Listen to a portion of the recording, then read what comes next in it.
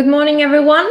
Welcome to one more episode of Camilla Newspapers and Caffe by English Corner.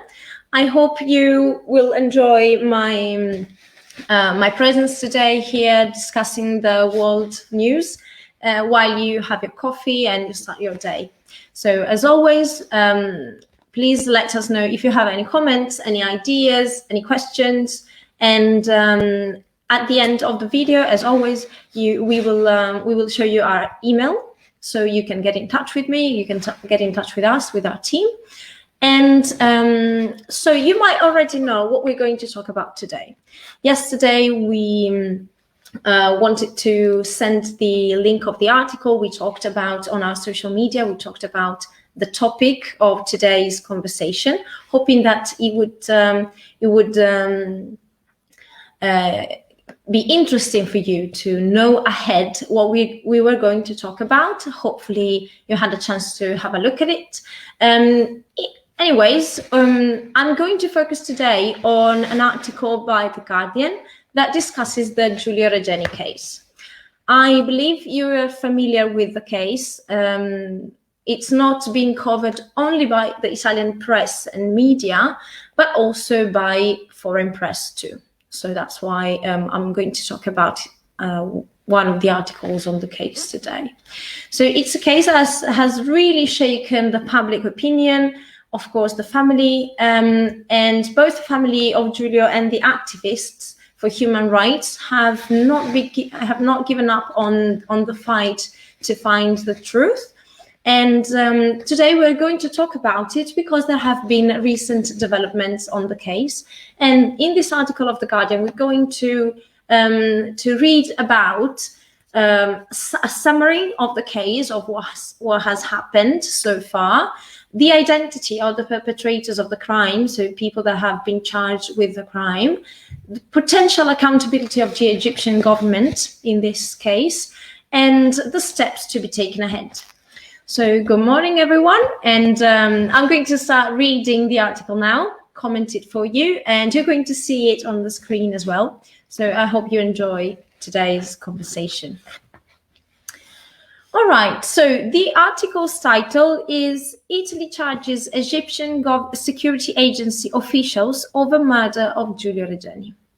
So we have here, in this article, we're going to see vocabulary that's typical of the law and crime environment and a field, let's say, and because of course we're talking about crime and the prosecution of it, and we're going to see formal expressions, formal language and terminology that's often is often linked to Latinate words, which means many of the words that are used when speaking formally in English, they come from Latin, while the more colloquial expressions don't. So in today's article, we're going to see a bit more language is a bit more complicated, let's say, even the structures. So we're going to focus on that.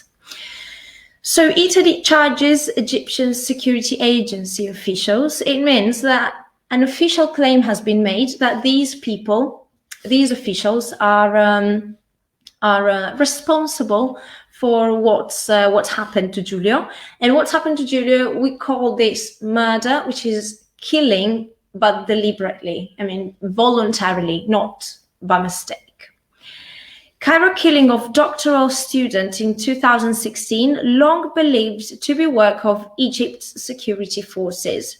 So here we have long believed to be work of security forces.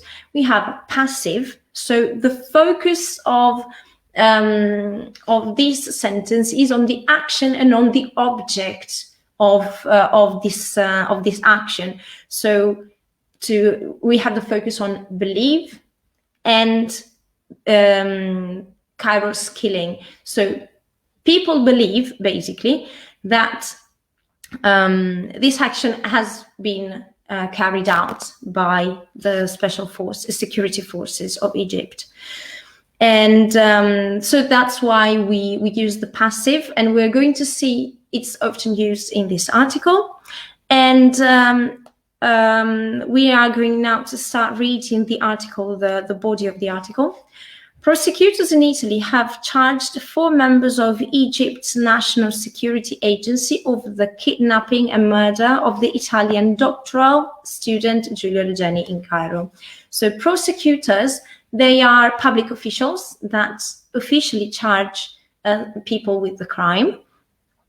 And we can see here, and in the whole article, the present perfect used to talk about recently acquired news. So information that's quite new. In the articles, they use the present perfect to express this. When we hear the word kidnapping, so it's Giulio Regeni was kidnapped and murdered. So kidnapping is taking somebody away from their house or the place where they stayed and take them prisoners for a period of time, illegally, of course. Tariq Saber, Attar Kamel Mohammed Ibrahim, Kaptu Sam Helmi, and Maj Magdi Ibrahim Abdelal Sharif are accused, passive again, of kidnapping the young student in 2016. And Sharif is also accused of grievous, severe bodily harm and murder.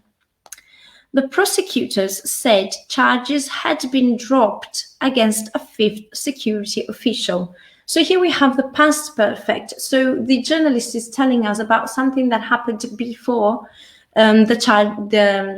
these 4 officials being charged. So this 5th security official was previously named as a suspect in Regeni's disappearance. So it was possible that he was a suspect and then he was ruled out. Regeni's body was found on the side of the highway on the outskirts of Cairo. So the outskirts is a word that we saw also last week, talking about the farmers' protests. In India, the outskirts is a part of the city that is furthest from the center. And it's an accountable word that's always used in the plural form. So he was found on the side of a highway on the outskirts of Cairo in February 2016, bearing signs of torture. So signs of torture were visible on his body, carrying these signs. This torture believed to be the work of Egypt's security forces. One more time, believed. We have a passive use here. For the years, Egyptian officials have stonewalled Italy's effort to investigate. So for years, the Egyptian government has made it hard to investigate. They have refused to answer the questions. They've kind of tried to keep attention away from this case, dragging their feet, intentionally acting slowly, okay, when asked to provide, to show, to give evidence to the Italian prosecutors. So they were not giving information that could be incriminating someone, and declaring that others, including a gang and enemy political groups, were responsible for the killing. So they were blaming someone else. The move to charge the suspects represents a rare moment of accountability for the Egyptian security state. So it means that it's not very common that the Egyptian security state calls out on people responsible for their actions.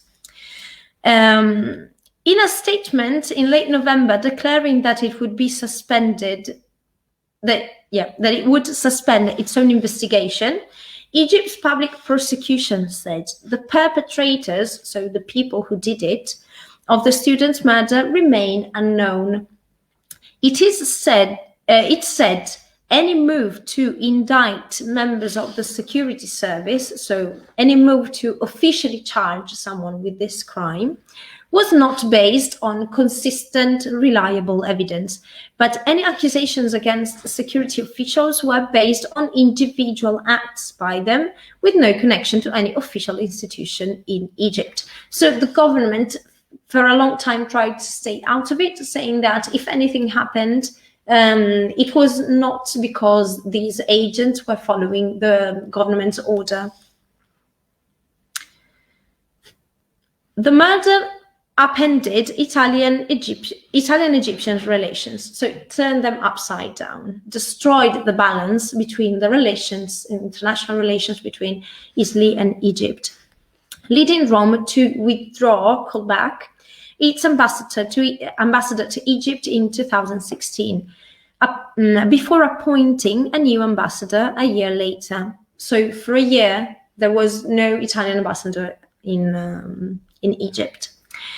The lower house of Italy, so it's the parliament, cut relations with its Egyptian counterpart in 2017. So it stopped its relations. Yet other parts of the Italian states have worked to improve relations with Egypt in the intervening years. So if on one side the parliament stopped the relations and Italy didn't have an ambassador in Egypt, on the other side, other kind of deals and business were going on.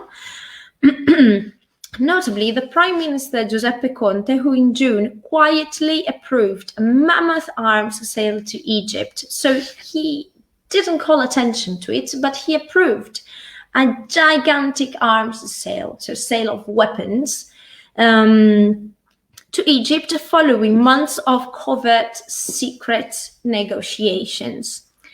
The initial deal, so the business arrangement, the business agreement, worth 1.2 billion euros, is part of a much larger potential sale worth up to 10 billions. So the monetary value of this deal, this relationship, and this selling of weapons and arms could be up to 10 billion euros. The Italian oil and gas firm Eni also invested 16 billions in Egypt's Zohr natural gas field. So if on one side there was institutional relationship came to an end, on the other side, when it comes to business, this relationship not only went on, but they were thriving. At a press conference on Thursday, Regeni's parents hit out at the Italian government. They violently criticized the Italian government. Now I'm going to read the statement by Giulio's parents. We requested that our ambassador be recalled immediately for consultation, said Regeni's mother. Since the ambassador was sent back, there has been no progress on the case. Egypt should be designated as unsafe country, and we should block the sale of all weapons. What are Prime Minister Conte and Foreign Minister Luigi Di Maio doing for Giulio, and why have our relationship with Egypt become increasingly friendly? So they're strongly criticizing the government's actions and the business actions taken in favor of this relationship with Egypt. So at the beginning of the statement, we have an interesting grammar element, and it's when it says, we requested that our ambassador be recalled. So it could sound a bit off if we look at agreement between subject and verb. But when we state a necessity, there is, in formal speaking and writing, of course, in expressing a necessity or a strong request, we have this this grammar element called subjunctive mood, where the verb remains in the bare infinitive and there is no agreement between subject and verb. So that's why we request that our ambassador be recalled. It's quite formal. You're not going to hear it very often, I guess. Claudio, Regeni's father, added, one of the aims of recalling the ambassador was to seek truth, search for the truth, look for the truth and justice for our son Giulio. Unfortunately, this plan fell through as the priority was given to the normalization of relationships between Italy and Egypt and the development of shared economic, financial, and military interests, as can be seen in the recent sale of warships, so ships used for war for military purposes, and in tourism, avoiding any sort of conflict. So the father's criticism is, we are not only keeping up the relationship with Egypt, but trying to make them stronger when actually Giulio's case is not solved yet. All right, I'll move on to the second part of the article to get to see what are the steps to be taken ahead to see what this how this case might move on. So the move to demand, so strongly request that Egypt answers for the actions of its powerful and sprawling security services, so there are a lot of officers all everywhere, is all but unique. So it's not unique. It's not the first time this has happened, that we are asking for the security officers to be responsible for their actions. Internally, Egypt has long provided immunity for officers accused of any crimes committed against civilians. So officers have this immunity. They know they won't be charged, so they can get away with what they do, basically. The Egyptian Commission of Rights and Freedoms, whose lawyers act as the Regeni family's legal counsel in Egypt, said last September that security forces had forcibly disappeared 2,723 people since 2015. So they made people disappear, but here in the article, disappear is like, yeah, disappeared but probably killed. Enforced disappearances where citizens are secretly detained, so held in prison illegally, by security agents without the lawyers or their families, are associated with frequent use of torture. Details of how Egyptian security officials forcibly disappeared, tortured, and murdered Regeni are likely to further damage relationships with Italy. The public display of evidence that Egyptian officials tortured a student to death is going to be hugely damaging to Egypt's image, said Timothy Caldas, one of the Middle East Policy Institute. He emphasized that this would increase pressure on the Italian government to compel Egypt, so to force Egypt, to urge Egypt and its interior ministry to comply with the trial, so to follow the rule and get to the trial, to charge someone responsible and make them pay for it. The Egyptian government is a regime comprised, so that consists primarily of security institutions, he said. They will be all the less likely to entertain accountability for security officers. So since there are a lot of security institutions related to the government, it's very unlikely that someone will suffer the consequences for their actions. All right, moving on to the last bit of the article. Canestrini, who is an Italian criminal defense attorney that's taking care of the case, said fair trial, so a correct trial for both parties, a fair trial practice required the Italian authorities to exhaust all possible efforts to ensure the accused were fully informed about the trial before declining to attend. So the people that I named at the beginning, that are named at the top of the article, they must be informed that this trial is going to happen, and before they deny participating, they have to be advised of all the consequences of their participation or not participation. Italian diplomats should be sure these men really receive those requests. And if they don't show up in Italy, it means they voluntarily decided not to defend themselves, he said. No one tell me we're not able to find addresses of some people there. So the article ends with this strong criticism to the system, both in Italy and in Egypt, the way in which this whole issue has been handled, saying that someone's responsible. We are getting close to know who it is. and we're getting close to the possibility of actually having a trial, and we have to find a way to make people responsible pay for their actions, and not and if they don't appear in court, go get them, basically. So I hope you liked this topic. I know that today's article was a bit heavier, both on the emotional side and grammatically speaking. However, I think it was good to talk about this topic, and it was also nice to see different grammar structures, different types of terminology, because we can learn all the time, basically, new things. So I hope you had a good time. I hope you're going to come back next week. We're going to choose a lighter topic. The mood is going to be a bit more festive, and I can't wait to see you next week. Thanks for all the comments. Have a nice rest of the day. See you next Wednesday at 9:15. And goodbye, everyone.